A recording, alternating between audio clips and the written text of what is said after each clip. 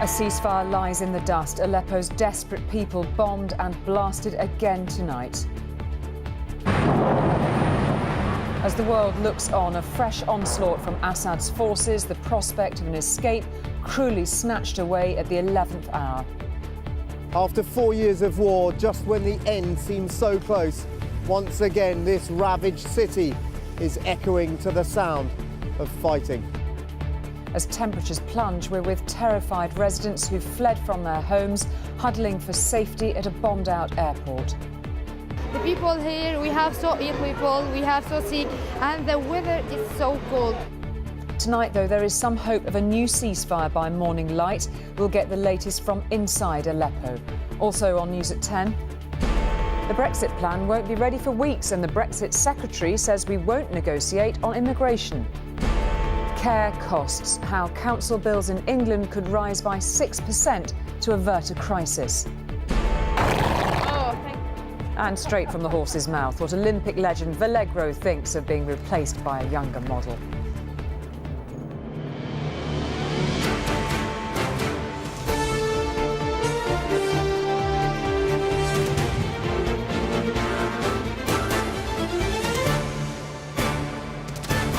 This is ITV News at 10 with Julie Etchingham.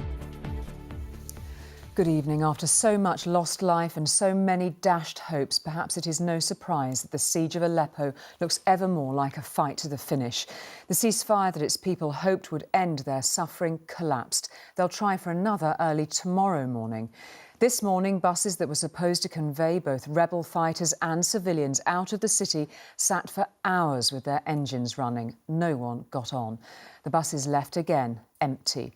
Instead, it was the skies that were full of Syrian bombers on one hand and rebel rockets on the other. Even those who have reached safety of sorts now face a new enemy, terrible cold. Well, our correspondent Dan Rivers is in Aleppo tonight. Well, there are conflicting reports as to whether this second attempt for a ceasefire will be successfully imposed. But over the last few hours, an incredibly heavy bombardment has once again been rocking Aleppo. Aleppo thought this would be the day peace would finally prevail. But this afternoon, that glimmer of hope was shattered in the most brutal fashion.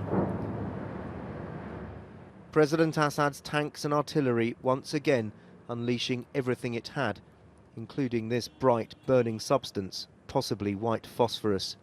For those trapped inside, it was terrifying.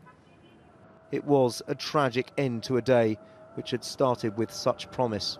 Before dawn, more than 30 buses were waiting to evacuate rebels and civilians, but the lack of trust between both sides saw the deal break down before a single fighter had boarded. With the gathering light, it was clear the plan to drive them to rebel territory a few miles to the west of the city was in tatters, amid arguments over new conditions imposed by Iran. But for ordinary Aleppans made homeless by the fighting, the international wrangling means just one thing: more suffering. Near Aleppo's airport, a warehouse complex is home to thousands, camping out on freezing concrete floors, the inevitable result of a war that's been allowed to rage for years. This is what it looks like when a city is emptied by war. There are thousands of people in this refugee camp and 500 or so arriving every single day. It is bitterly cold in this warehouse and they're left to huddle around a fire to try and keep warm. You've got to wonder, where is the international community? Tonight, the temperature is plummeting well below zero. Some don't even have shoes. Grown men are shivering. So how is a baby supposed to survive? Umia Bashir is trying to keep her grandchildren warm. My grandson is orphaned. His father and mother were killed.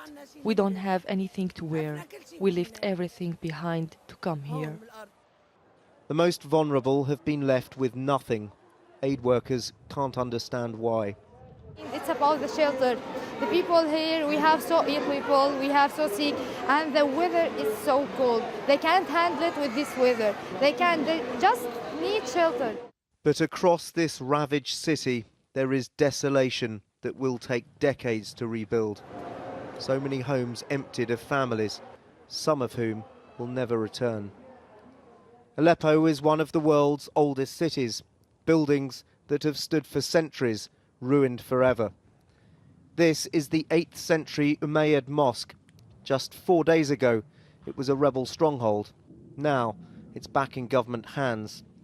Considered by some Muslims the 4th holiest place in Islam, it's been treated with anything but respect by both sides in this battle. Aleppo has become Syria's Guernica or Stalingrad, another loaded name forever associated with the very worst excesses of war.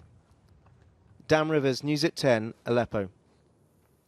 And we'll be speaking again to Dan shortly. Well, throughout the worst months of the bombardment of Aleppo, people trapped inside have still managed to communicate with the outside world on social media. Even in what looks like the final hours of the siege, those updates and appeals for help have kept on coming. Well, Bana, the little girl who has been tweeting regularly, you probably have heard of her, said today, "We had hope yesterday, but what's happening now? Please help us now. No more time left." And the civilian rescue team known as the White Helmets said many civilians injured after neighbourhoods in Aleppo city were targeted with artillery shells. Well, a little earlier, we made contact with a member of the White Helmets, Ismail Al-Abdullah, and I began by asking him what was happening there this evening. All the people now are hiding. The streets are empty. There's big fear in their hearts. They can't go anywhere they want. They staying at home. They making their kids to stay home. They making their kids to sleep, to not hear the sound of bombing, to not hear the sound of the bullets and snipers, mortars. It's like we are living in hell. Actually, in hell. Aleppo city now has become hell. Hell on this planet because of the bombing, because of the whole situation, from the siege, lack of medical supply, lack of food, lack of even basic needs for living. It has become like living in hell. Anytime we'll be killed. We heard reports. How close is that, Ismail? This is a mortar fill. It's somehow close. You must be terrified.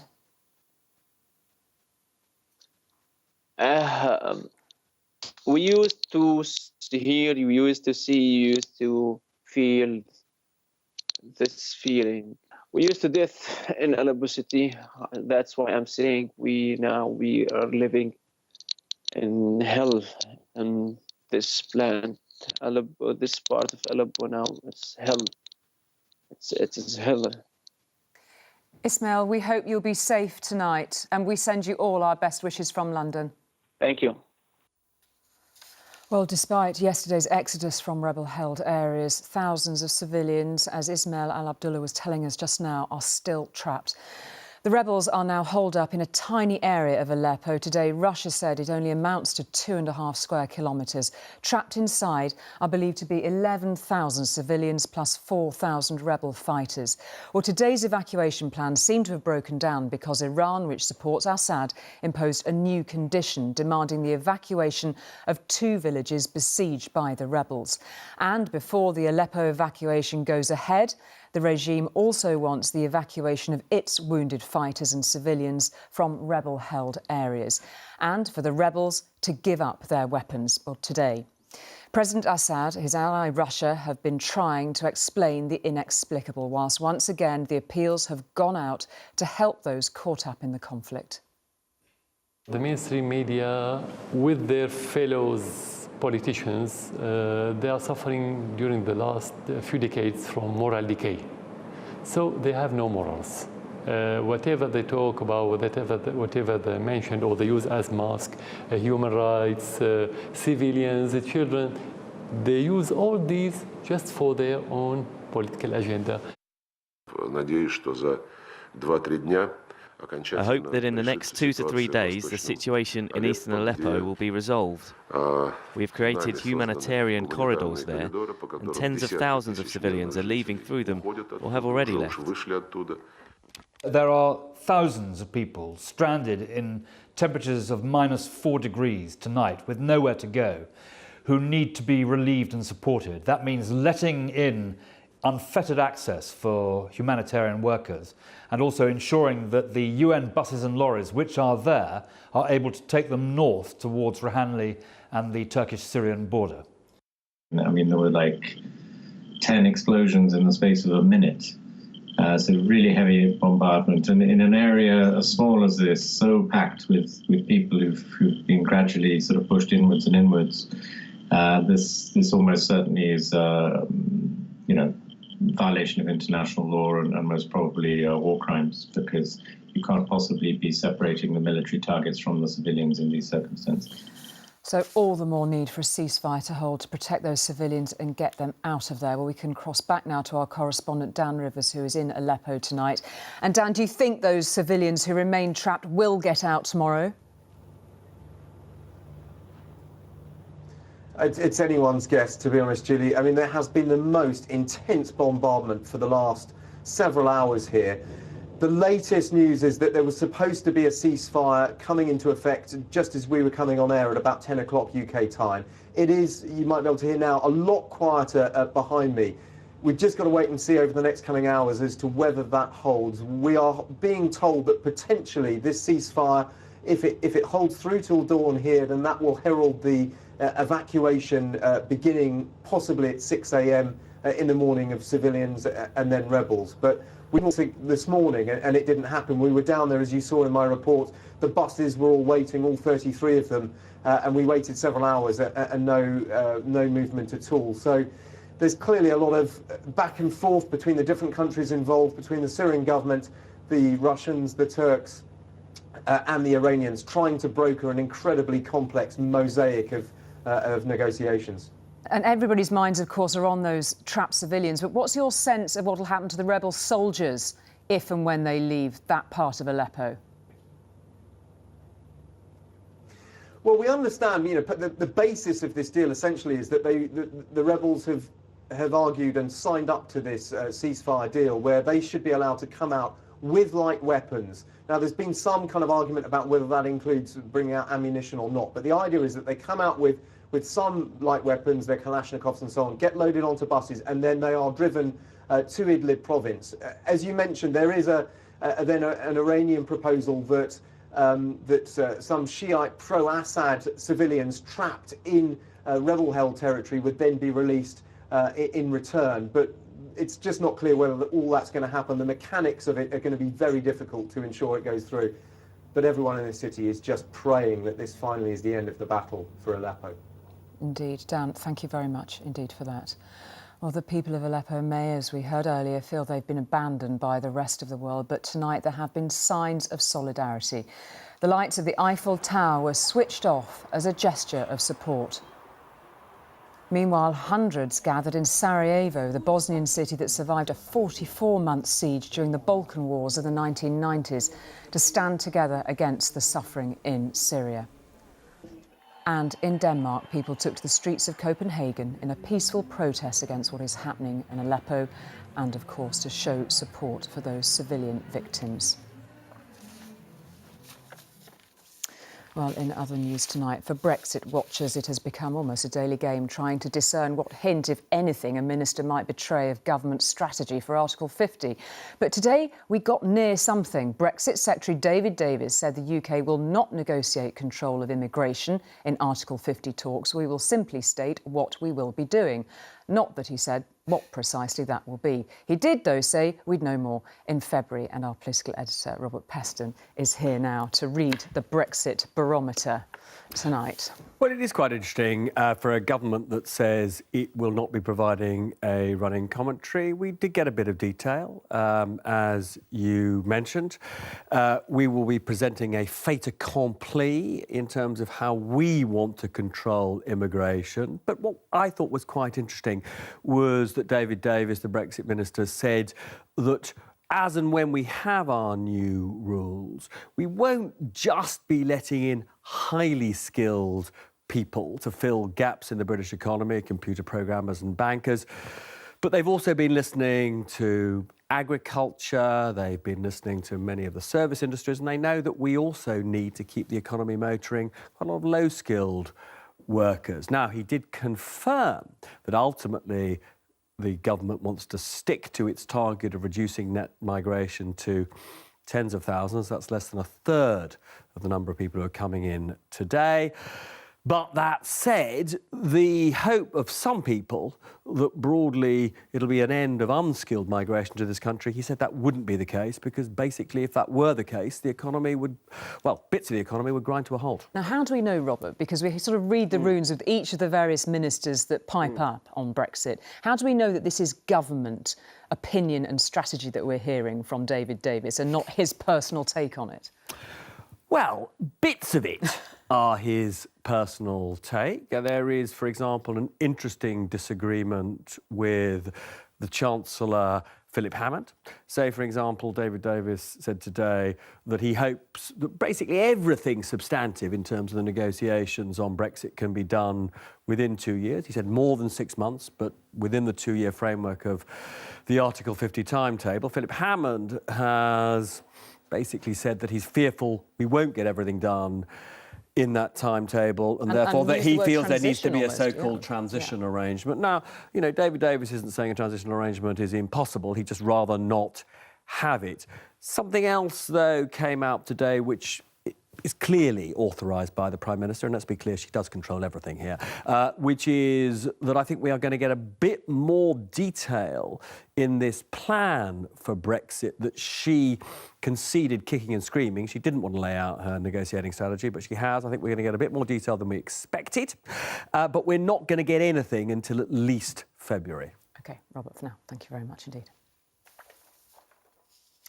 The first former football coach to be named in the wave of child sex abuse allegations appeared in court today.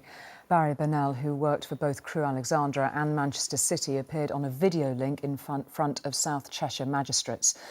They sent him to Crown Court in a month's time, where he will face 8 charges. Now, it's an issue which weighs on the minds of many families, how to make sure elderly relatives get the care they need. And it's become clear the government's chosen way to raise more money to pay for social care in England is to let councils put up council tax. The question was by how much and for how long? Well, the official announcement is due tomorrow, but it looks like the permitted increase will total 6% over the next 2 years. A big jump for homeowners, but over a shorter time than expected time, but not enough, say Labour and many councils. A comfortable and dignified old age is what many hope for, and at this care home on Tyneside, they seem to have found it. But few are quite so lucky. Increasing costs and the increasing elderly population, that tied in with local authority budget cuts consecutively for the last 6 years, mean that we're delivering care to less people than we were 6 years ago. Since the autumn statement, Theresa May has apparently had a change of heart on council tax rises to help. But Labour say that won't be enough. This is a social care system that's deep in crisis. The crisis is made in Downing Street by this government. Get a grip and fund it properly, please. The issue of social care is indeed one that has been ducked by governments for too long. That is why it is this government that will provide a long-term sustainable system for social care that gives reassurance to people. But when he talks about governments ducking social care, let's look about 13 years of Labour in government. 13 years and no action whatsoever.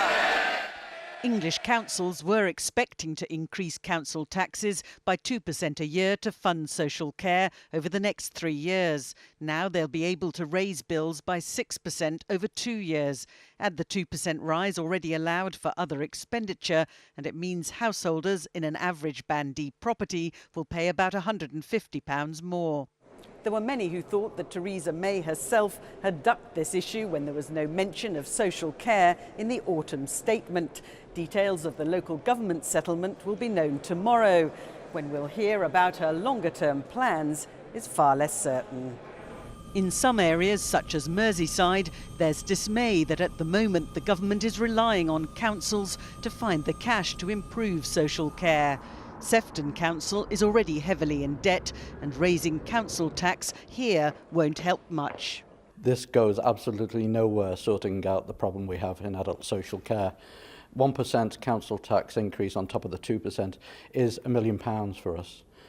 It doesn't even go anywhere near sorting out the problem they created through the increase in the national living wage. A sustainable plan, it seems, will require bolder ideas as well as a lot more money. Libby Vina, News at 10, Westminster. Better results in some inner-city schools in England have been one of the successes of education policy, the result of higher spending in those areas. But today, the Education Secretary, Justine Greening, said she was going to even things up. More than 10,000 schools will get more money in places such as York, Derby and Plymouth. 9,000 will lose out. The 5 biggest losers are all London boroughs. Now, there was a vote of confidence in the American economy this evening from its interest rate setters. The Federal Reserve Bank put up rates for only the second time in a decade this evening. Well, our economics editor, Norina Hertz, is here to take us through it. I mean, it's astonishing to think just twice in a decade, isn't it? Take us through what Janet Yellen said tonight. Yes, so over the past year, interest rates in the United States have been flat at 0.5%. But what we learned just a few hours ago is that the Federal Reserve have raised interest rates to 0.75%. Now, this was on the cards basically because the US economy has been in a pretty good state of late. Unemployment has been low, growth last quarter was strong. So we expected this, and which is why Chairman of the Fed, Janet Yellen, said this evening that today's decision is a vote of confidence in the economy. Economic growth has picked up since the middle of the year.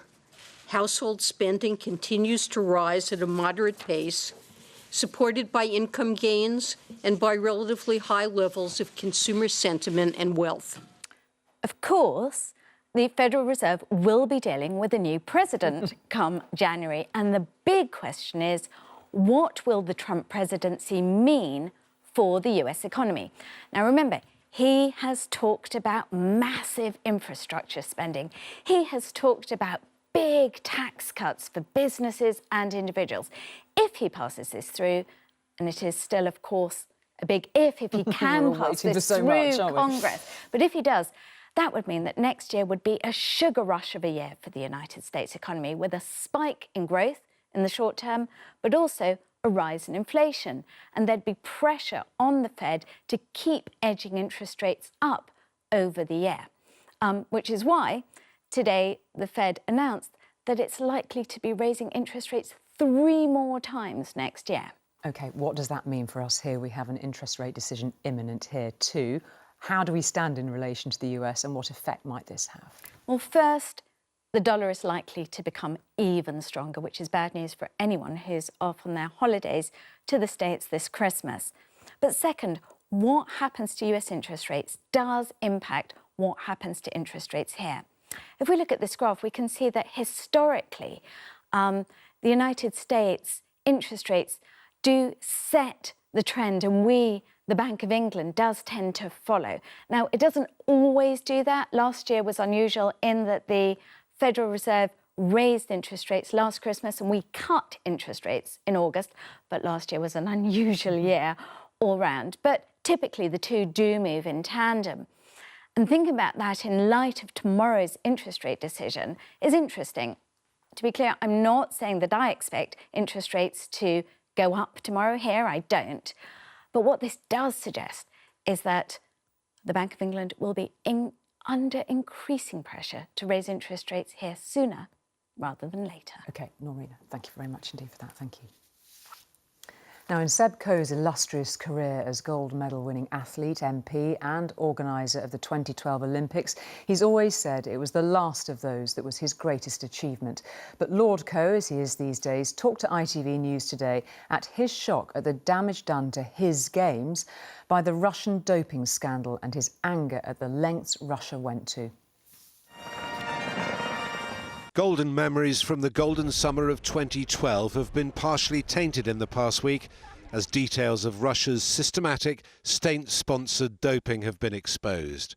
Among the cheats, several gold medalists at what was billed the cleanest games ever. The man who was the face of those games and has gone on to run world athletics told me today that even he was amazed at what they got away with. The scale of duplicity was extraordinary, and the lengths that one single system has gone to subvert the dreams and ambitions of clean athletes is equally shocking. It was your baby, so did you feel deceived, let down? Has it spoiled the memories for you? I don't think I felt deceived or let down, I just felt angry.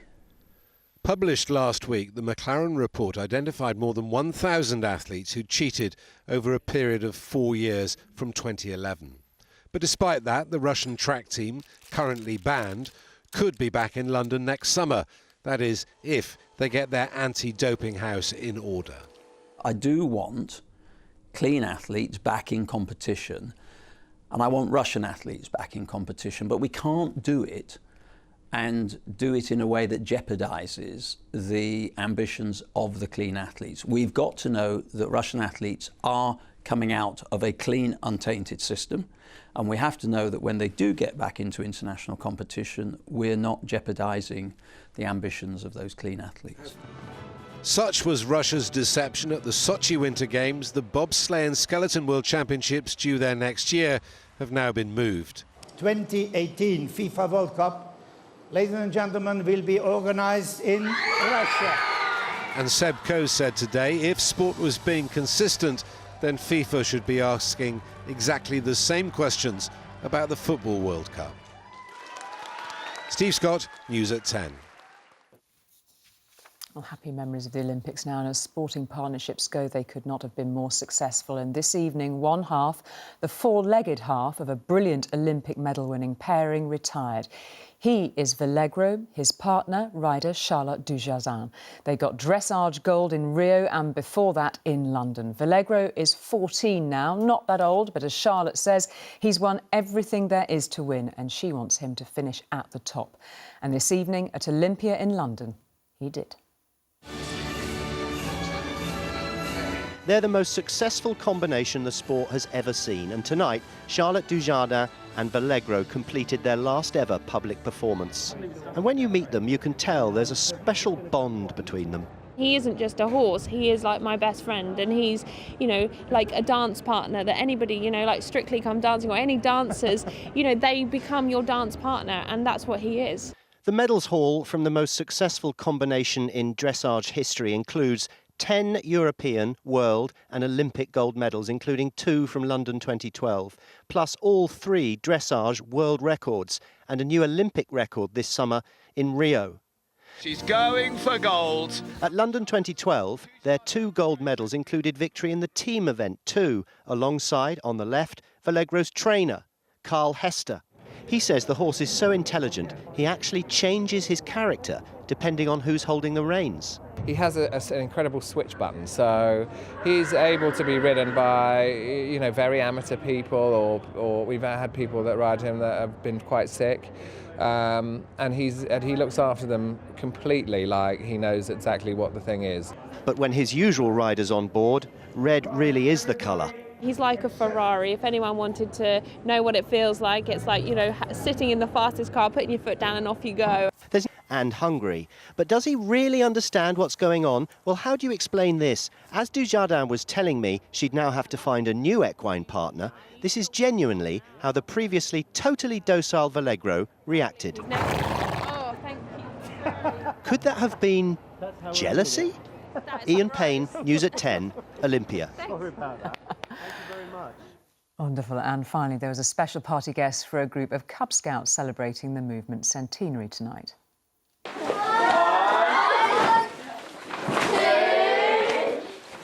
Anyone in December? As you can see, the Duchess of Cambridge joined in the fun with a bit of bonding in a specially decked-out scout hut in the village of North Wootton in Norfolk.